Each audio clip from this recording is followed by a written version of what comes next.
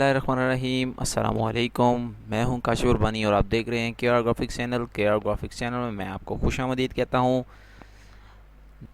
उम्मीद है आप सब अल्लाह के फजल करम से ठीक होंगे। तो आज मैं आपको कोरल ड्रॉ 7 में 3 कॉर्नर सिंबल आइकन जो होता है वो डिज़ाइन करके आपको बताऊंगा कि ये कैसे डिज़ाइन होता है और इसमें कलर वगैरह कैसे देते हैं। काम स्टार्ट करते हैं।